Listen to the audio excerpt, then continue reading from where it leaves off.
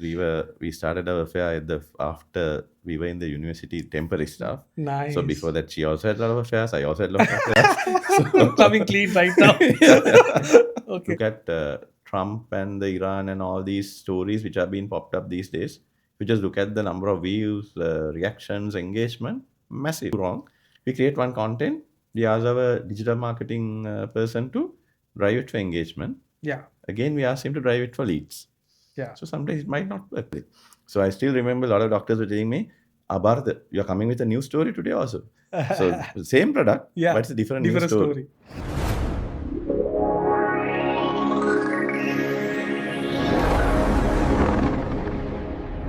Hi everyone, welcome to another episode of The Content Room. After trying for many days, I finally managed to get Baratha Piyadigama, Group Head of Marketing at Delmage Group, on board for a discussion. Bharatha, thank you for coming. Welcome, Ruksha. First question. I know from what I've heard and what I've spoken to you that you were never supposed to be in marketing.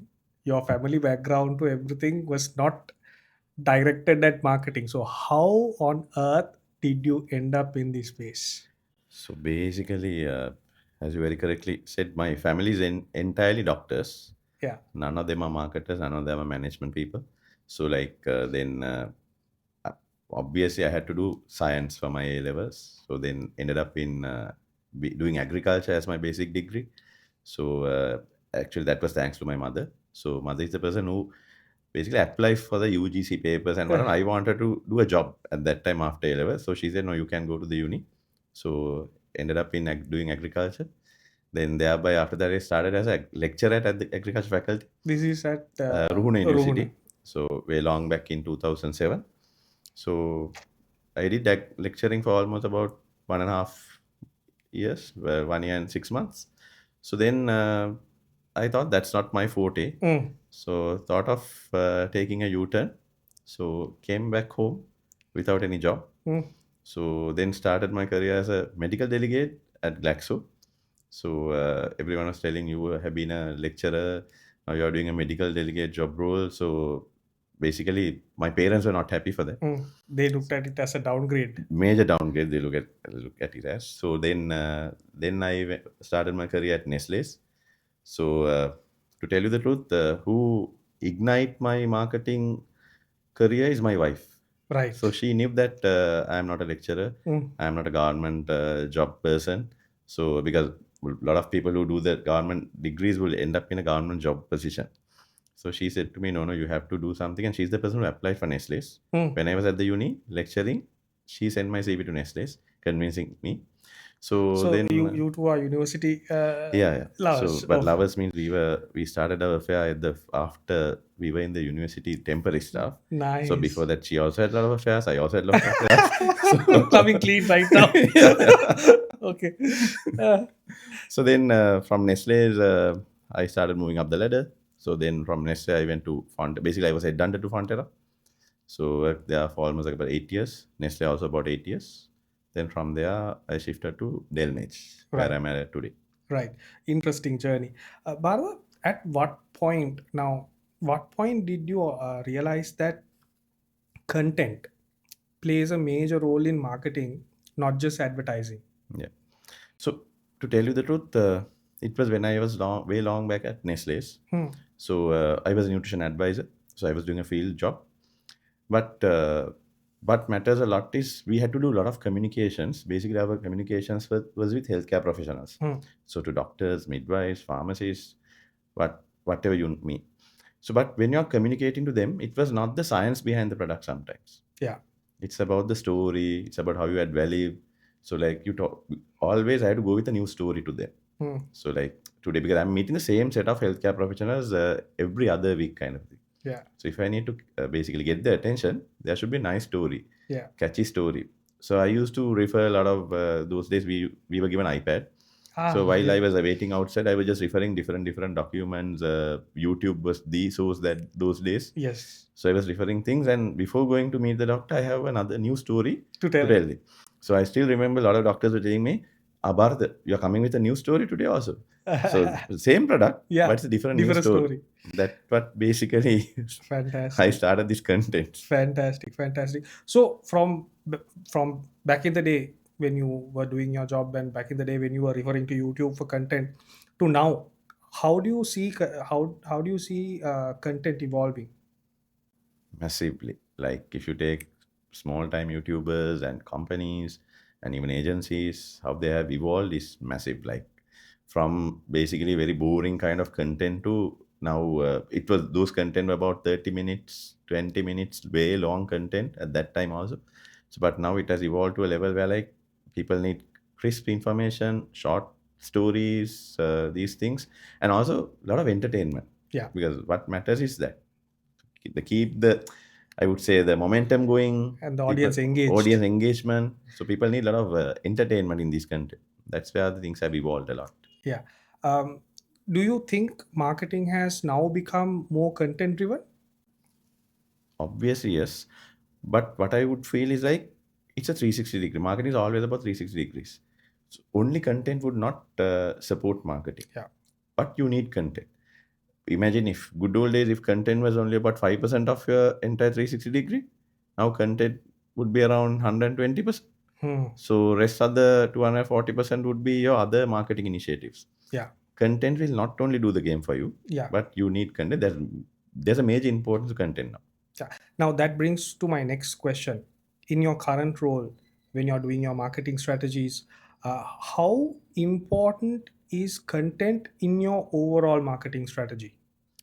So if you say think like at Delmage, we do handle about 13 different businesses.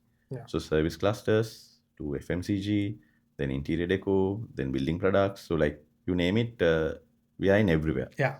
I A would lot of say people didn't know that yes. until very recently. Yes, but basically people knew Delmage as soya meat, canned fish. Those were the products Delmage was known for. Yeah. But now we have seen recently with the new involvement, new ways of communication through a lot of content and whatnot, we are reaching out to the public. Yeah. So even like a lot of people are telling that we are being seen Correct. uh, on their face, basically on their phone, Yeah. on their device. Yeah. So why content matters is, as if, coming back to your question, you're talking about like because when you're in a diverse industries, so we need to keep that momentum going, especially in a service industry. Hmm. So you don't have a product to market. So you need the emotions. We call it like the seven piece. Good old days, we learned the Yeah. four P's and the seven P's. So it's the process, physical evidence, people matters a lot. Yeah. So currently through content, what we are doing is basically we are using our own people, and our own people is creating hell of a lot of content for us. So that content is shareable, and it's basically they're also happy. They become brand ambassadors for the Yes. company. I think that's very important. Yeah. So that's how I think we are doing a good job at Delmesh with this content driven marketing at the moment. Definitely, and glad that we are also part of that journey, Yes, of course. at least in a minor way. So, Bharata, in your perspective as a marketer, how do you define good content? So for me, good content should be something sweet, which has a hook, and also people needs to like it organically. Like if you need to boost it, and if you, yes, obviously through boosting and whatnot, you can take it to the town. But as long as it's relatable to people, daily stories, their day in day out problems, so all these content would be something related to people. So just imagine these days, if you are talking about the water issues and whatnot, around that there can be a lot of content. So it's all about that. We need to be, basically it should be current, Yeah, and at the same time related to people, relatable to people. People needs to grab it with like wholeheartedly, yeah, and also you need to do content with good intention. yeah, So you should not be lying to people. yeah. So because lies will not last long. So basically, because good old days people thought marketing can boru. Yes, So but it should not be the case. We should tell the truth in a palatable way. yeah. Um, Bharata, now back in the day, our main source of communication was TV, radio, press, Yes. and that's how we used our content was focused on TV, radio, press.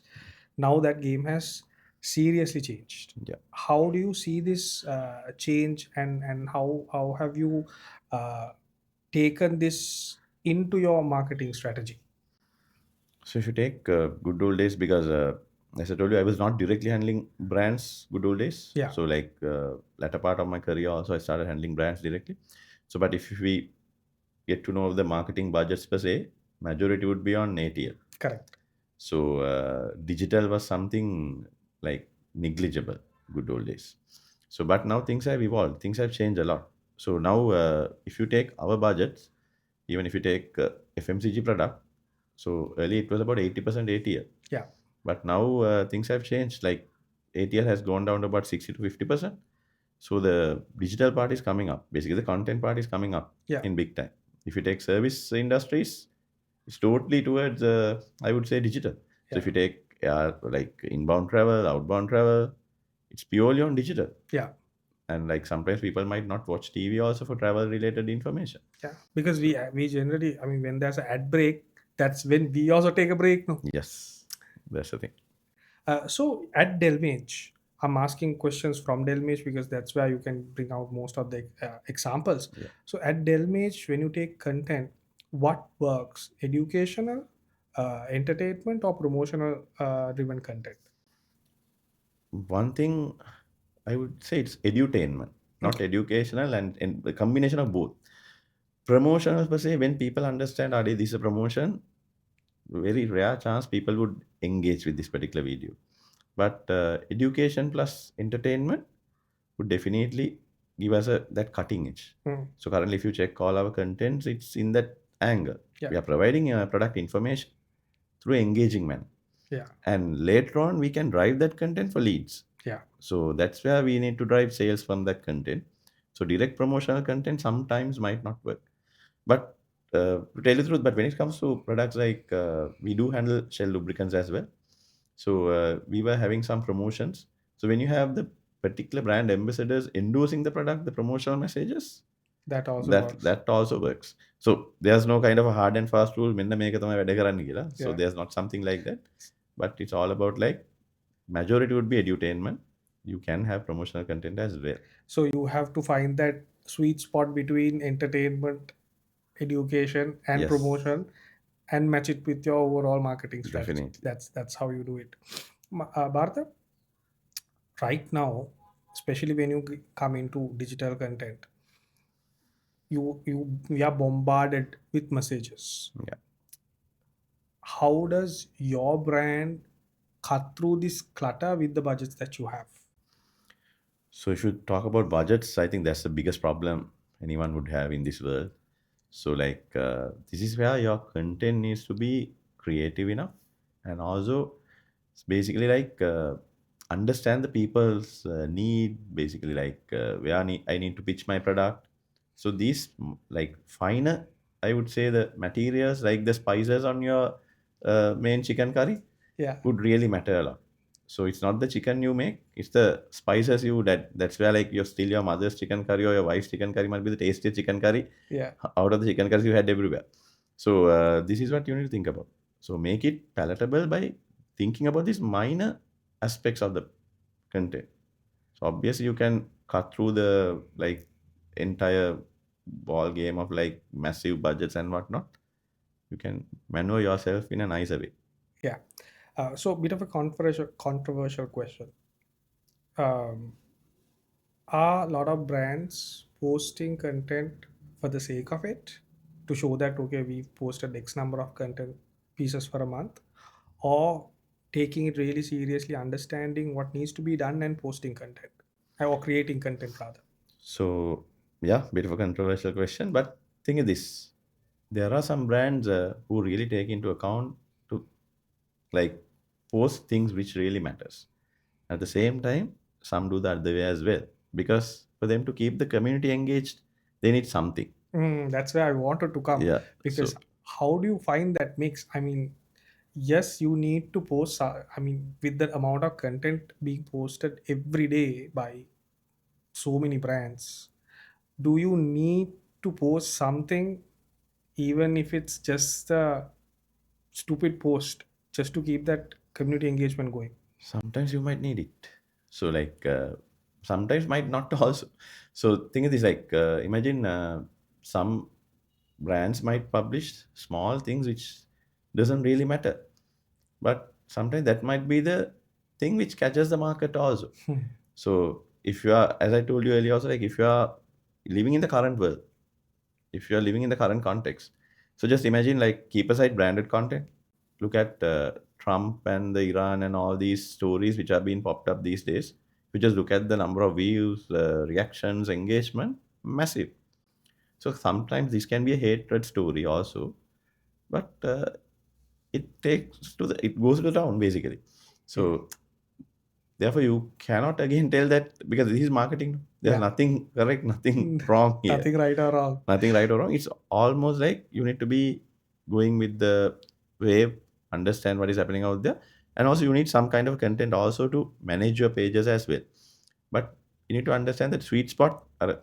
You should not make people unhappy. Yeah. So if your brand is always posting like very unjustifiable content day in and day out, once in a blue moon only you come up with some kind of good content, then people might definitely move out from you. Yeah. But you need some kind of engaging content to drive your consumers. Yeah. But the short form content is now everywhere. Yes. How do you see, I mean, not how, do you see a real business impact from this short form content? Again, yes, short form content will definitely help us to basically drive small messages.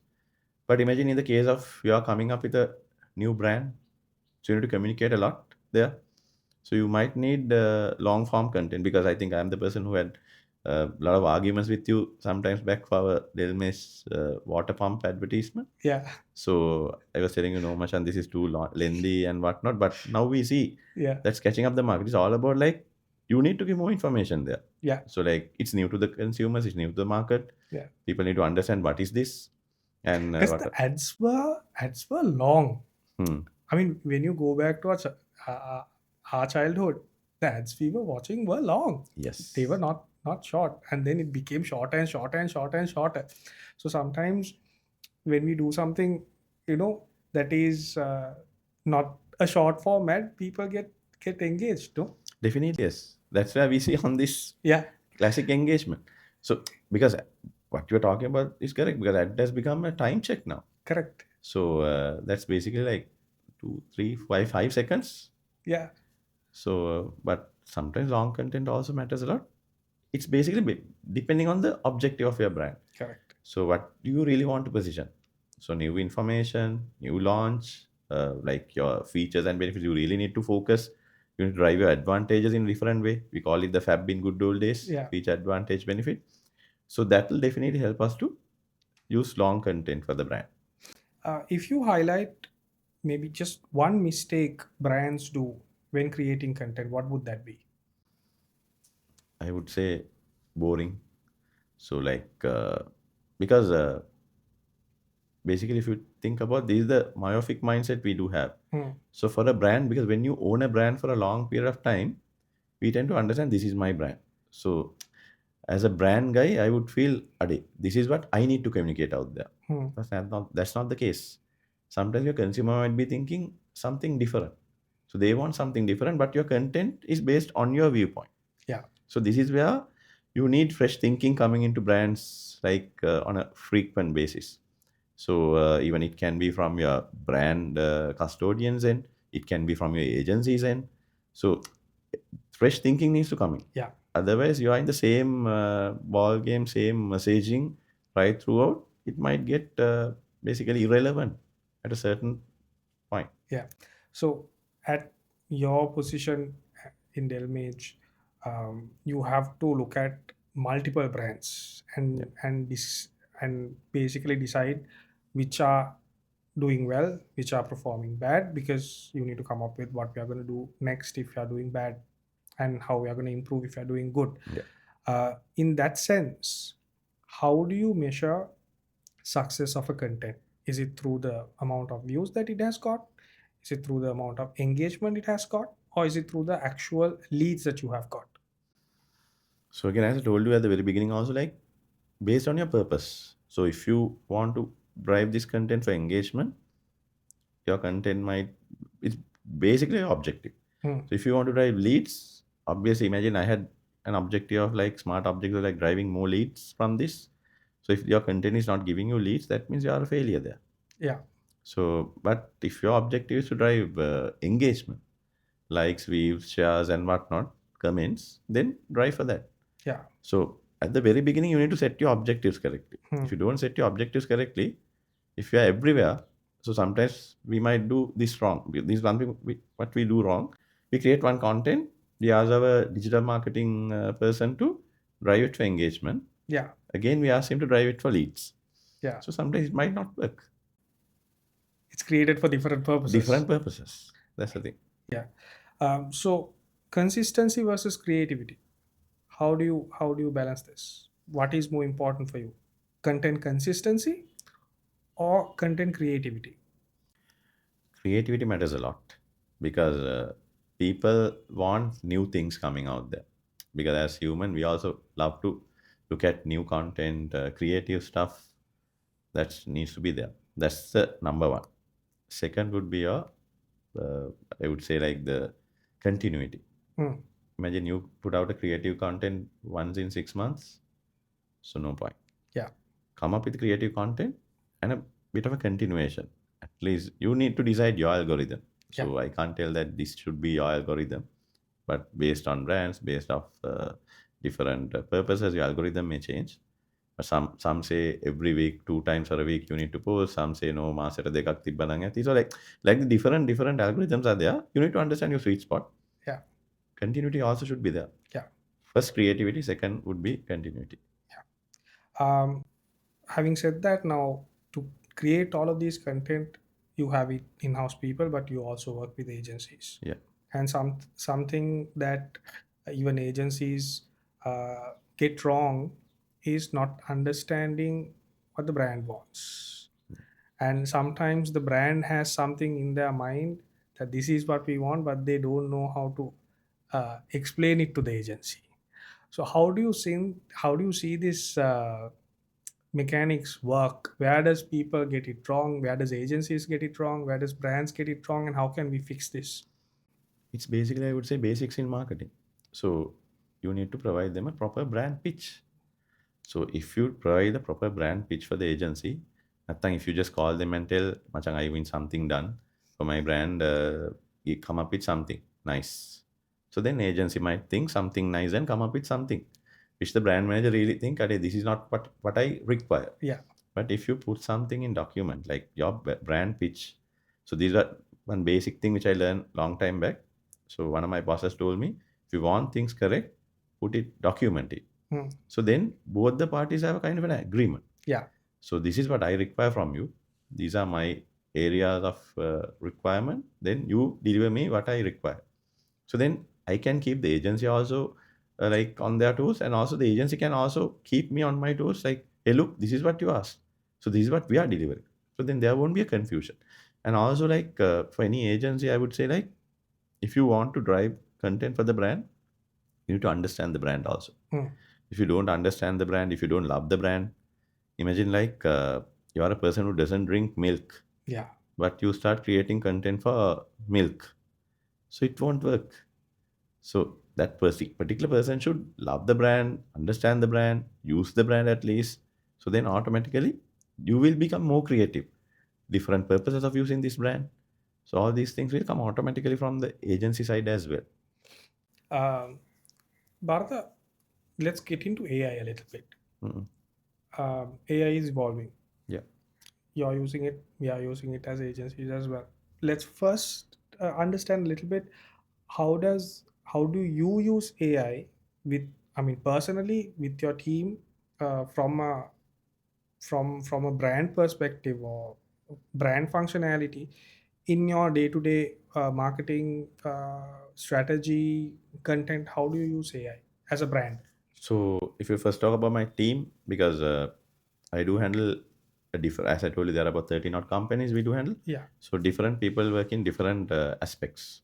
So first of all, we need a proper tracking mechanism. So for that, AI is there for you. So it's just a matter of putting up some data here and there, and then getting a proper format or whatnot. Basically, for it'll be easy for me as well as my other colleague also to manage my deliverables. Yeah. That's one thing which you use from the teams in. And when you talk about AI driven content, uh, yes, in my mind, sometimes I feel still too much AI will be harmful for the brands Yeah. because people might understand this is the AI, this thing, no naturality in this. But I'm not telling that you should not be using AI. AI should be there to a level where people should not understand this is AI. Mm. So otherwise, like then gediya pitting couple AI වගේ දැම්මට පස්සේ you will not really get that engagement going. Yeah. But imagine you don't have you are pressed for budgets, you can't make productions, so then can't help. So if you don't have money, have to go for AI related content. But that also can be something engaging, like more natural type of things. But I have seen some content where like when you look at this content, you understand this is pure AI. Yeah. So at least your complexion need to match the Sri Lankan colors. So sometimes that's also not there. Yeah. So this is something which we need to understand. Where do you see AI and where do you see this content game in the next 5 years? Because we saw the evolution Yeah, from radio to black and white right. TV. TV to color TV, to YouTube. Now it's coming on to TikTok and it's moving on Yeah, to yeah. other channels as well. So, where do you see this content game moving forward? So if you think about this content game, as I as you also discuss with me, like it's evolving day by day. So like in very near future, sometimes it can be 5 second content. It can be even 20-minute content as well. This is evolving, and AI coming into play. You need to add AI, but people should not understand this is AI. Hmm. So you can add your like the data and whatnot through AI and get it in a different manner, but the content should be a end of the day we are working with people, we're Yeah. working with humans. So there can be a situation where sometimes you and I might not be here at that time where the robots are taking decisions. So when robots are taking decisions, yes, you can give them AI related content and ask them to take decisions, but we as humans, we still love that personal touch. We need something product Authentic, authentic, touching your natural. heart. Yeah. So this is what we need to think about. As long as I would say next 3 to 5 years, also people would be more authentic, people would be more natural. We call around Gen Z, then Alpha and whatnot. You talk about them because I also have 3 kids at home. Yeah. So Who are creating content. yeah, they are also creating Their content, own content. their own content. Yeah. If you just check those content, also they're talking about the natural things. Yeah. They might be using all the Nerf guns and whatnot and do things for you. But they're filming it. They're filming it, so they also understand that's basically the human touch they're talking about. Yeah. So that is what you need. Yeah. So but they're using AI also. They're using graphics coming in the helicopters coming here and there, and all these AI parts are also there. They're Yeah. using it, but majority is given for the human angle. This is very interesting. I had one of my other clients also who came here for a discussion, and I had uh, agency heads coming here and talking. The perspectives were now without knowing. I mean, I don't know if you watched that episode, but Mhm. she also spoke about AI in a similar manner, Mhm. where brands are going backwards and wanting more authentic human-based content, Yeah. whereas the agency guys were talking about going more AI, Mhm. and AI is going to take code. Now, is this the point of view of what do you think? Is this the point of view of other brands as well? As a majority, you think other brands also want more human based content now? Yes, as I told you, but it matters with your brand budget. Yeah. So if you don't have brand budget, if you can't use human-based content, that means it's a production involved there. Yeah. So then obviously you can use AI-related content, but those content also need to have that human touch. If an agency tells you, Mr. Bharatha, this is X is your budget for X, we will do two pieces of content which are actually filmed and produced. But if you go with AI, we can do five. Which option would you choose? In the current one, I would select the filming content, the Yeah. two content, because I feel sometimes my internal guy might be able to do some kind of AI gimmick and give me some kind of a static post or a small video. But we need agency support to drive this real content, Yeah. relatable content, human touch, emotional. So not here, we need to talk here. Yeah. AI will talk to here, but it'll miss here. It will miss. Yeah. Yeah. You're correct. Uh, Now, with this current market, with this current consumption rate of content, Bharatha, we see there is a demand for more content. Mhm. Brands also push themselves to develop as many content as possible just to make sure that their content is being seen by audience. Yeah. Otherwise, your content will get lost among all these millions of content. Do you see this hurting the content quality? Yes. In big time. Because sometimes you are spending a lot and making a good quality piece of video content, uh, because of this clutter and everything, your content might be sometimes lost in thin air. Yeah. So that's really hurting the content as well as the particular brand person who did with that with wholeheartedly. So again, what you need this content to come out is your engagement. Hmm. So try to drive engagement. What I would always think is your engagement should start from your home, basically from your office. So imagine your office has about 200 odd people working. If these all 200 odd people start liking your content, engaging your content, start commenting, at least watching this, so just imagine amplification you would get there. You really don't want the other, I would say, the means of driving that content. You can drive it organically. Yeah. So as long as your own people start supporting that. Yeah. For that, you need to drive brand love. Yeah. So your own company staff should love your brand, should love your product. Whether you can be at sales, you can be at procurement, you can be at finance, and as long as anywhere, any function, if you love the brands, if you tend to share what you do out there, then obviously that's what we need. That's basically content marketing. That's basically content marketing. So one last question before we finish our conversation today. We'll meet up again. Uh, One advice, maybe even two advices, as you please, that you would like to give the brand managers, the brand custodians who are in charge of brands when it comes to marketing and content to make sure that they produce better content in future. What would you say? So I'll tell two things. First is basically be authentic to yourself and to the brand. So don't just tick mark things. So like I have a KPI, I need to put X number of things this month. These are the things I need to do for my brand. No point. If you really can't put your wholehearted yourself out there, better not do it. So that's one thing. And also like you need to be consistent out there.